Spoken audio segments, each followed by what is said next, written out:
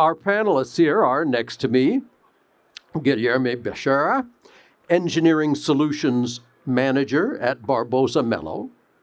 And next to him, Ryan Sigelko, Senior Director, the hardline part of Hexagon. If all goes well, we are going to actually operate some machinery hundreds of miles from here, live. Let's get started. Guillermo, tell me about teleoperation in your operations. What does it involve, and what are the most compelling uses? First of all, Geoff and Ryan, thank you for being here. Yeah. Thank you for the invite for the Hexagon mine. And the main challenge that we have in the teleoperation is to do our jobs in the size of the machines that we have in Brazil, and without people in the place. So the main challenge that we have is connectivity and use the job with precision.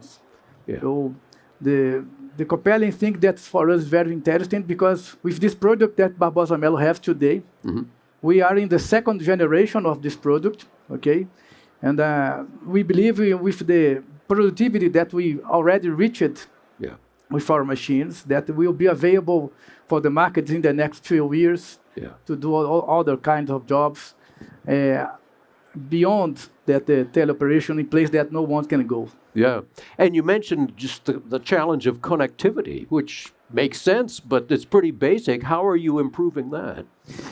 The main challenge is because we created one more thing in machines that can create a damage and make the machines stop. Right. So we have good partners to help us to create all these solutions, good radios, to make all the information from the cameras, from the telemetrics of the machines, and from the radars and etc., to make all the operations safer and with productivity. That's our main challenge. Yeah. Ryan, you developed this technology that is now being used here at Hexagon. How did you get into it, and what were the steps along the way to reaching the technology we have now?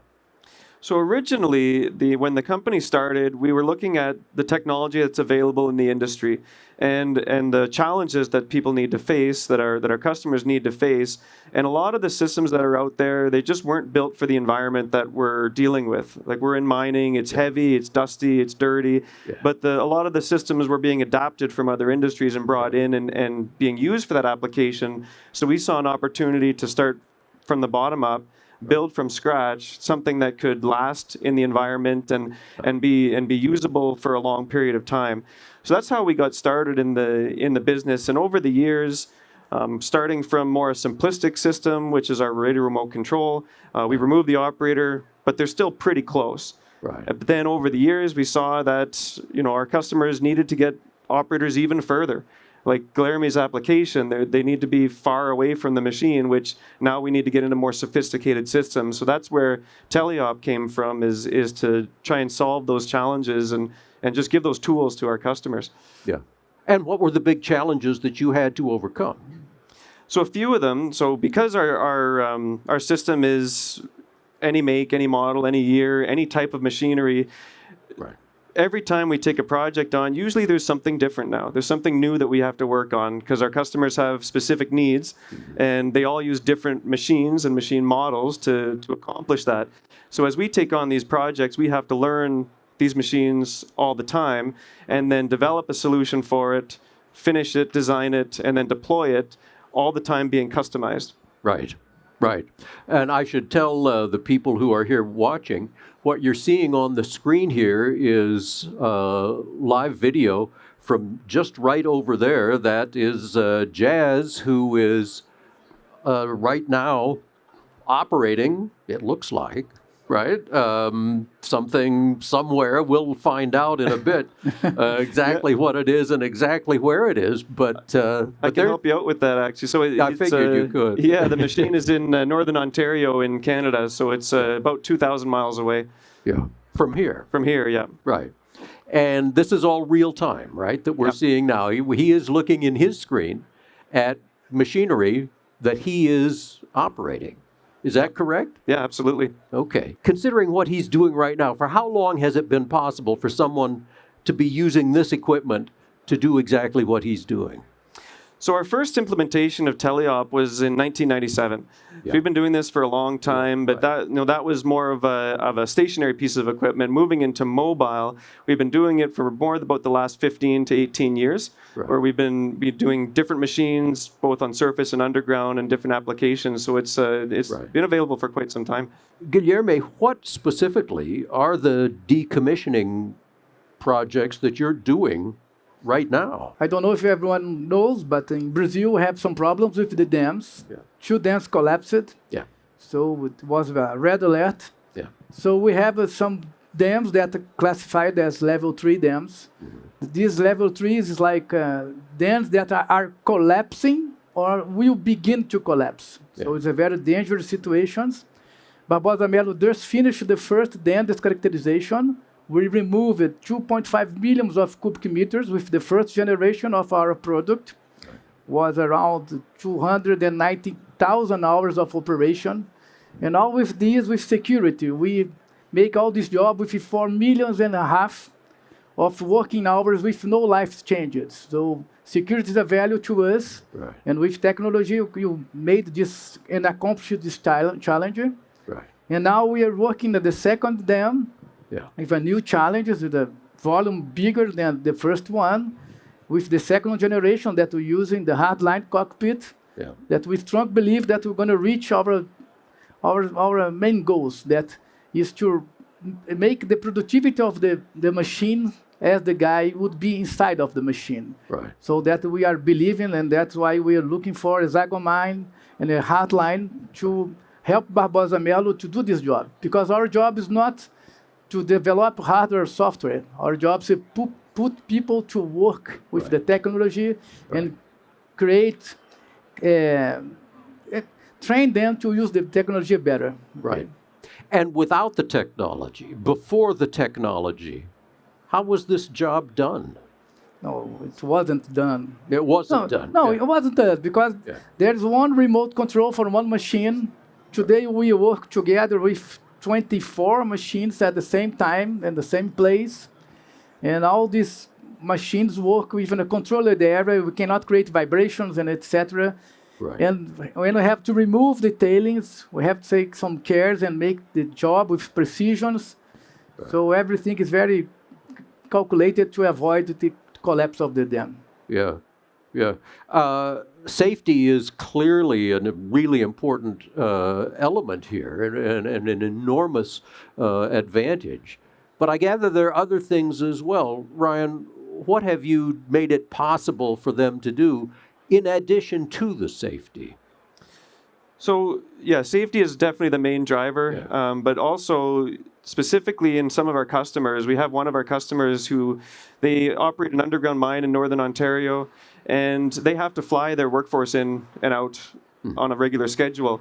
So what they saw is an opportunity to attract talent and to improve the work-life balance. So they were actually able to put some operator stations in an urban center, not too far away from the mine, and allow them to operate that equipment, from the urban center rather than fly in and out.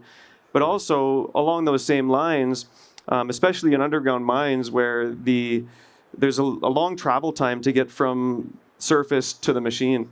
Right. So every shift, when a blast goes off, the mine gets cleared, and then it could be 2 hours before people are allowed to actually go back in and operate machines. So we're able to actually give back that 2 hours per shift, 4 hours per day of increased production, where they can still be productive even though people are allowed in the mine. Yeah.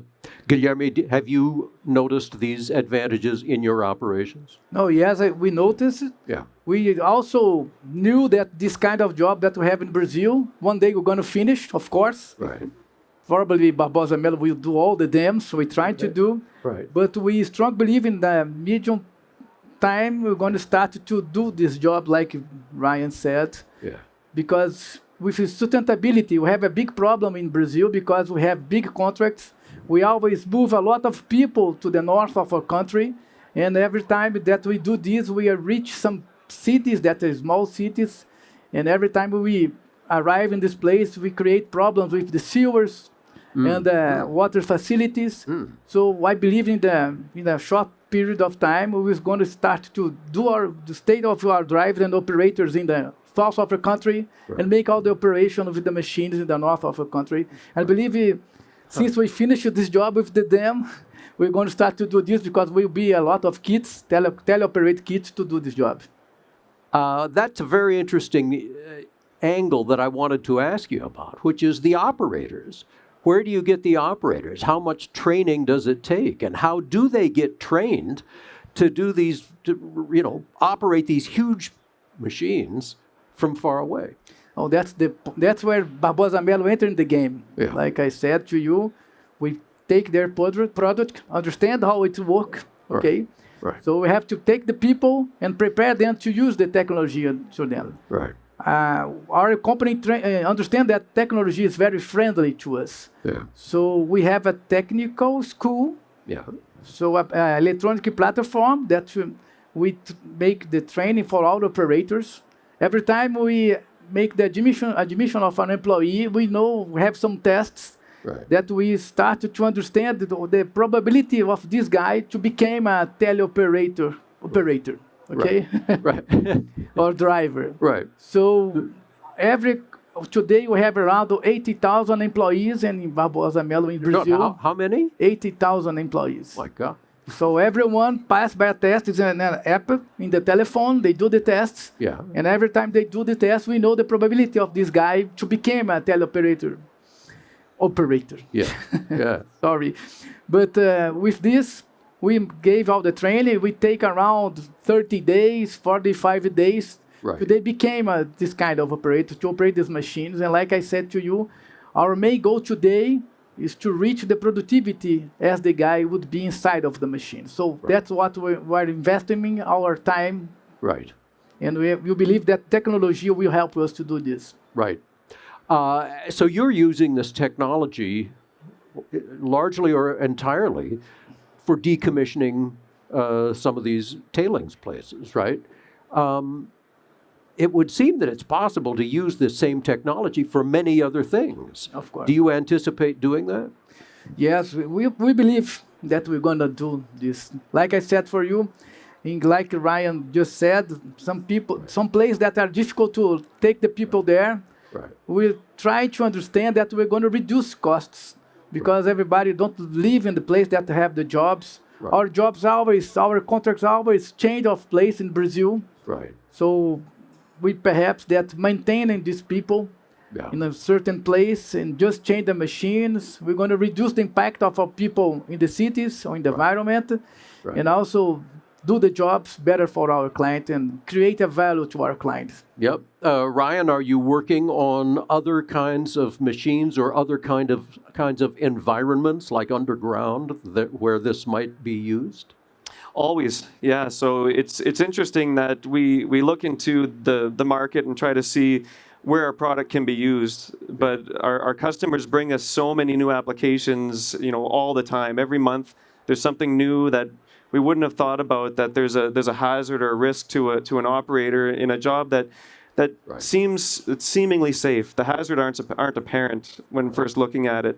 So all the time, we're always doing new machines, always doing new environments, new applications. So adapting to those challenges. What are the next machines we can expect to see operated remotely? Again, we're adding more all the time. So we've got we're getting even into new industries now where we're seeing material handling equipment. We're seeing more applications where people are using even the machines we've done before to do different things. For instance, we have working on an excavator, but it's mounted on a locomotive rail rather than driving on track. So it's these adaptations to even the equipment that we understand already that we're just constantly working on. Yeah, it's amazing. So what we see here is again, this is an underground load haul dump or LHD machine that's in Sudbury, Ontario. It's in an underground mine, so different environment again than tailings dams. That machine is at the Norcat Facunas mine. So he's driving it in real time. We have real-time video feeds coming back to him so he can see them in real time. He can, as he moves the joysticks, The machine, of course, reacts to that, like in real time. But there's also a level of automation that's included. So there's two modes of automation. The first one being that the system is made to keep the machine off the walls. So to minimize damage to the equipment, increase the tramming speed, and reduce cycle times for the operators, all while making it easier for the operator to use it. Yeah. But there's also a fully autonomous mode where what he's doing right now, you see he's selecting points on the map and creating a route, and that vehicle is automatically going to drive that route and navigate the corners automatically. And again, this is happening on a machine that's 2,000 miles away right now. Incredible. So look, final thoughts. Where do we get to 10 years from now? What do you say? Oh, yes, like I said to you, Jeff, I believe that in 10 years we're going to see more of this operation. It will be a standard operation for everyone. Yeah.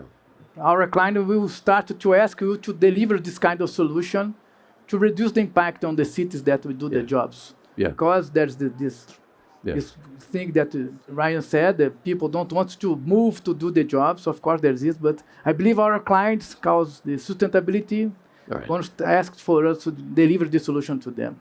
Ryan, 10 years from now, where are we?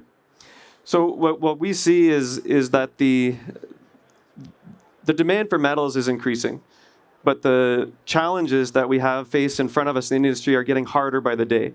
And the workforce that's coming into the industry is a different workforce now. We're not seeing the intake of people coming into the industry that really want to get involved in heavy machinery or heavy equipment.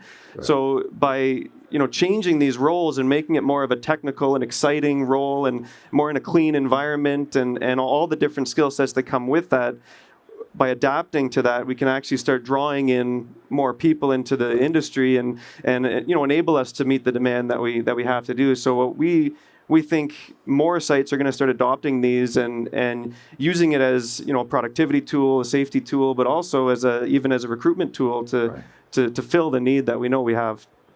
Really interesting, really eye-opening. We got to wrap up. Guys, thank you so much.